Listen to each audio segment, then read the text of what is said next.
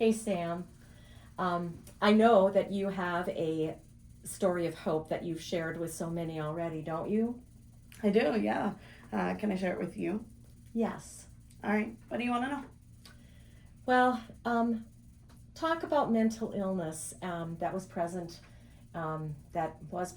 is present in our family, and how that affected you as a child.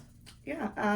Well, your mom, when I was like 5, she had a mental health break of a sort that ended her up in the hospital, and she had been dealing with mental health for her whole adult life for sure.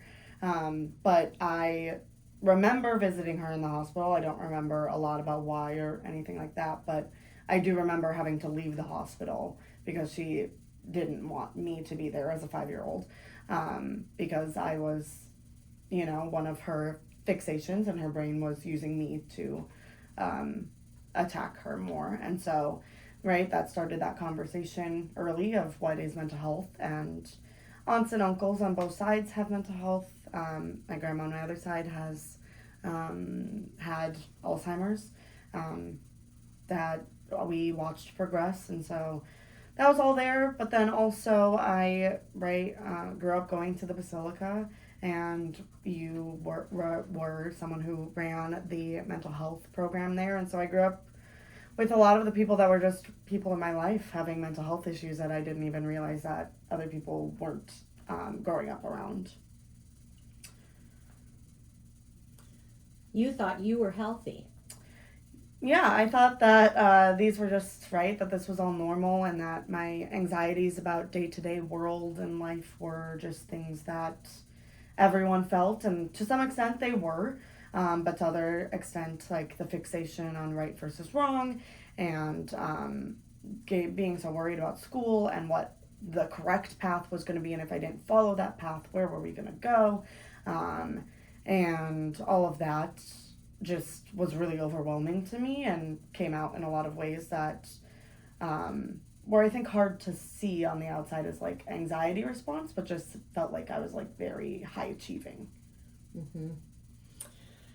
Yeah, and I remember very clearly um, you getting even more and more withdrawn, more and more anxious, and more withdrawn. When did you really start to feel that something was wrong, something that you weren't okay? Yeah. I mean, I think it was probably around the time that you had talked to me about it, right? You had mentioned to me that you had noticed that I was getting withdrawn, and I didn't seem like myself. And that was something where I was like, oh, okay, so this isn't just in my head, right? I think I thought for a while it was just what was in my brain, and not actually existing. And so I learned that, oh, this isn't normal.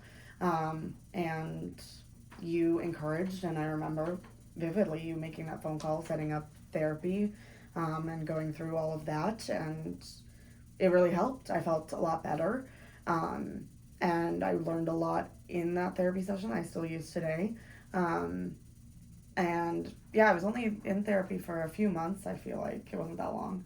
And then I remember she was like, "Well, I think you've graduated." And then, like a month or two later, I ended up graduating high school too.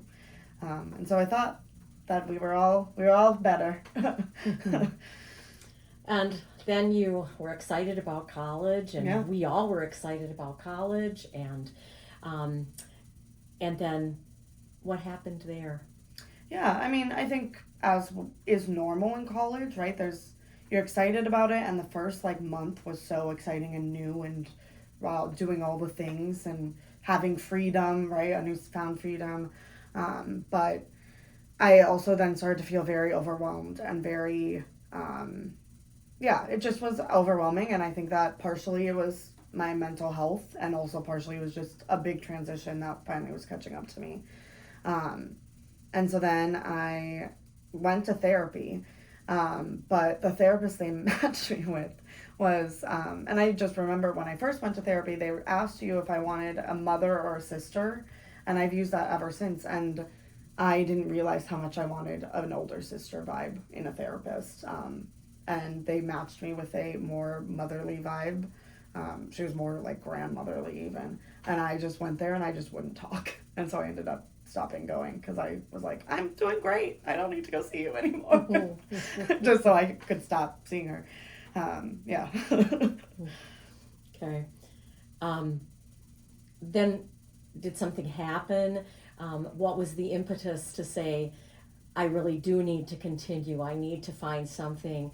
Um, and Yeah. um, Yeah, I yeah. think like my mood and my anxiety has gone and it's been very cyclical for my whole life. And so I would go through periods where I was doing great, and then I would go through periods where I was like, oh, this is really overwhelming. And I was like, but maybe that's just life. But it was like really cyclical, and a few times a year I could almost predict when it was going to happen. But then I went for spring break. I went to visit my brother, and he lives in New York, and so it was the first time that I was traveling on my own, and I flew there, and the whole flight there, even though my luggage was on the plane, like it wasn't getting connected anywhere, I was like, I'm gonna lose my luggage, and my luggage is gonna be on the whole way, and I couldn't read, and I couldn't watch anything, and I just was sitting there going, my luggage is gonna be gone when I get there, and then I'm gonna have to deal with that, and that's gonna ruin all of our plans. Um, and the trip was good and I enjoyed being there and all of that, but I had the same feeling on the way back, and I was like, I think that's not normal. And I would like to be able to go on a plane and just understand that the chance of my luggage being lost is so small. That doesn't need to be the fixation. Um, and yeah, so I had also started to believe my anxious thoughts more in relationships and in college, and I was dating someone at the point time, and I remember talking to him and being like, my brain is telling me that I am horrible and that you're gonna break up with me, and he was like, I don't know what to do with that. Right, and like not a great response, but also that's a lot. And so yeah, I came back and all of that had happened. It had also been busy leading up to spring break, and I had had my first panic attack. And I think that was just from like overwhelm and stress and all of that. But I just remember walking home and being like, wow, I think I might be having a heart attack. Truly, I was like, I can't breathe. And I called you, and you helped talk me down and get me back to the ground. Um, but yeah, after New York, I was like, I need to talk to someone about therapy, and like, yes, that works and has worked and helped a lot, but also what's something that could maybe make this a little bit more steady, you know, in the long term. And so then I started medication as well. Mm-hmm. You talk about going to see your brother, and that just leads me to um, a question about, or kind of a idea about the place that your siblings played in this. Did you talk to Nate while you were in New York about how you had felt? And you have an older sister. That whole idea of kind of that sibling. Yeah. Yeah, for sure. I had talked to them, and right, like they were always people, anytime that I had anything growing up, that if I talked to them, they would be like, okay, well, that's not right. They helped bring me to a place where they were like, well, that's not normal. We can work on that, right? Whether it was medical or mental health or whatever, right? They were like, you can ask for yourself to be heard. And so, yeah, I remember talking to Nate about that, and both of them have had their own mental health things, and so right, they both were very much like, yeah, that sounds not normal, and like you can do something about that if you want. And they have both have been very supportive throughout the whole thing. Yeah, my whole journey. Good. Um, so you talk about that you then thought about, you know, definitely therapy and some other things that could maybe just regulate, make your moods, make your anxiousness, all of that. Talk more about that. Yeah, I mean, I switched therapists, right? I found a therapist that actually I felt comfortable talking to, which is Not a a big. motherly, No, grandmotherly. no, she was not at all, and that was good. And I was able to talk to her. And then I actually started going to group therapy. And I've done a couple groups, and I was really thinking, I was like, there's no way that I'm gonna go here and be able to learn anything. But I actually found that group was really helpful in a helping me see other points of view on some of these issues, and seeing how other people handle these kind of things. But also, it pointed out a lot of areas where I was anxious and kind of just had blurted out, right? A lot of like my social thoughts that would come up that I was unable to talk about in individual therapy and figure those kind of things out. But I also, at that point, I started seeing a dietitian. I had been diagnosed with binge eating disorder, and they were like, it'd probably be good for you to get a grasp on like what nutrition and dietitian or dietary needs are. So I started seeing a dietitian, and that was really helpful in learning, right, like the actual basics of food and not the morality behind food. Um, and yeah, and then I also, around that time is when I first started telling my story to people, and I at that point was like, I've got it all figured out. Um, but I, through Mental Health Connect, had started going to different parishes and talking to their youth about it, as well as I even went to a parent group for a NAMI class, whatever that is, and talked to them about having a youth with mental health, and what that looks like. And so that felt validating in a way, right? Of like being able to tell my story to people. And also, um, now looking back, I'm like, little do you know. But I always think of, the word stigma. Yeah. And if you can, talk and you can express something and get more comfortable with that. Yeah. And how did you find that people reacted to that? How did kids react to that? Parents react to that? Um, Yeah. That whole idea. I mean, people wanted to talk about it, right? Like kids, all of them have had questions and, right, are curious about things. And I was a space where they could ask the questions that they've always wanted to ask people, but, right, because of the stigma and the taboo of it, they're like, oh, I can't talk to you about like self-harm or, right, anything like that. Like those were big questions that kids would bring up, where they had questions about that. But and then flip side for the parents, right, they had concerns about, I was in college, I I think I had turned 21 by then, and they were like, well, what about, how does alcohol impact all of this, right? Like they had questions that were coming from the parent side of like drugs and alcohol impacting with that, but that's like a teen experience or like a young adult experience, that those are out there, and like how do you learn how to navigate living with this and also experiencing your life and, right, taking care of yourself. And so they were different conversations, right? But also both were beneficial, I think, in different ways for me as well, to be like, oh, this is what is going on in the world and what people are curious about mental health. Great. The real world challenges you to, navigating your mental health well-being. How challenging is it in the real world to talk about your mental health, to navigate your systems, to do all of that? How challenging is that? I mean, yeah, it's hard. You're suddenly, right, like I had a certain subset of therapists that I could go to when I was in school at the U. And so like that was easy, right? They always had them there, and like I just had to wait for an appointment to open up, but I knew what my options were. And then coming into the world, I was like, how do I know what kind of therapist I'm looking for? How do I know which companies and organizations, like where I should even go to look for those? And so I found a therapist right away that I was I matched with and whatever, and then I like met with her, and we just did not click. And the way she talked about things, I was like, that is not how I see the world.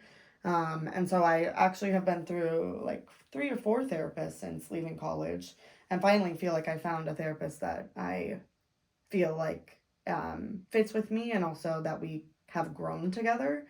Um, I also have switched medications, right? I found that the first med that I thought I was going to be on forever was not actually doing all of the things that I wanted it to, and that my depression symptoms were now just able to be more, right? It really helped my anxiety, but not the depression.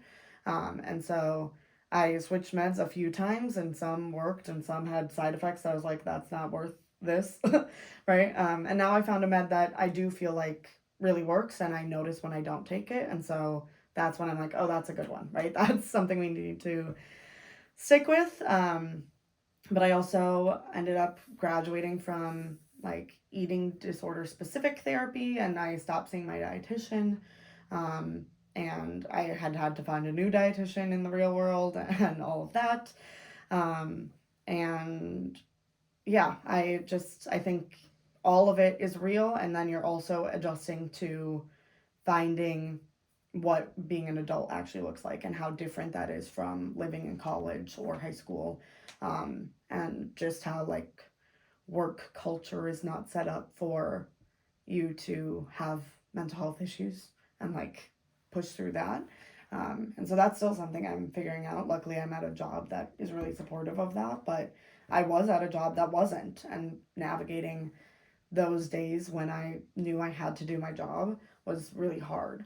Um, so yeah, that's been a journey, and I know that will continue. Right, all of this will continue to be a journey because none of this is going away. So, yeah. Yeah, and navigating things like insurance Oh yeah, and I mean horrible. Yeah, the one of my therapists, right, I had to pay out of pocket for, or like they insurance only covered some of it or something, I don't know. And I just remember coming to and being like, I owe like $500 for this therapist for a month of therapy, and that's like a lot of my income. mm-hmm. And Yeah. so, right, finding a therapist that was in my criteria for my insurance, um, but that I still liked. It's all a Mm-hmm. process. Mm-hmm. Yeah. Yeah. Where are you now? Where are you today with your mental health? Yeah. I mean, it's obviously still there, right? There are better days and worse days, and different things impact that. But I would say it's a lot. It's a lot more stable. We're still figuring out, but it's a lot more stable. I found things that work. I also know where to turn now, I think, in a way that I didn't when I was younger. Of right, like these are the coping skills I need to work on, or like these are the signs that this is going to come back. And so now I've kind of figured out that cycle, and I can see those beginning steps to know, like, oh, I need to talk to my therapist about this, because, or I need to take some sick time at work, or I need to whatever, right, to like make sure that that's not happening. But yeah, now I think I'm working more on like underlying things, right? And more long term things that are going to take a lot longer, that all of us have, right? That's Mm-hmm. going to take a lot longer to unravel than the things that are like, I need to make it through the day. Mm-hmm. Yeah. But I feel so much that you have so many good basic skills Yeah. now, and basic, um, because things are going to change. Right. Just like grandma, she hadn't had any kind of episode since the 1960s Yeah. until Right. when you were 4 or 5 years old. Yeah. So, and she was 80 years old Right. from her Yeah. 30s and early 40s to that. Yeah. And how to maneuver those systems and everything. So, Yeah. Oh, and I think that it's just right, like I have all these systems set up in place so that when things do happen, I have a place to go, and I'm not scrambling to be like, I need to get into a therapist, but the wait line is astronomical, right? Like I have these systems set up, yeah, in place for when life happens and things are hard in life, which they will be, right? It's not causing my mental health to backfire. Mm-hmm. So, just to kind of finish, what are 3 things, if you could name 3 things that you'd want to share with others um, who are struggling with their mental illness and well-being, and just don't know what those next steps, what are those things that you would share? Yeah. I think one of the most important, right, and like is shown from our ability to talk about mental health, and I think our family's ability has grown a lot to talk about mental health, but like leaning on that support system and whoever that is, right? And saying like, these are the people that I know will be there for me and will help me and sit with me while I make that phone call, or make that phone call for me.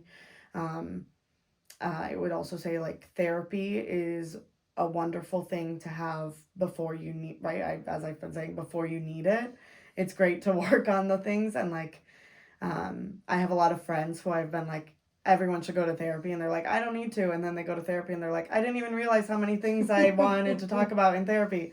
So it's like a great way to have an outside perspective, right? Or like those friend things that come up or family things that come up, right? It's a someone who's not in that group, so you're not gossiping about it. You're just figuring out how to handle those emotions.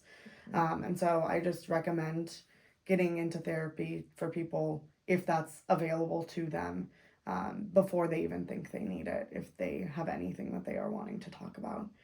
And then, right, obviously, we're here with Mental Health Connect. So text, call, email Mental Health Connect, and the Navigators, and they can help you with finding those resources and finding what those next steps are. And yeah, they'll be with you that whole way. Whereas I think a lot of other resources are like, you call them and they're like, if this doesn't work, we don't have any more options, right? They're going to keep working with you. So I, yeah, just recommend the Navigators and Mental Health Connect. Great. Sam, thanks for sharing your story.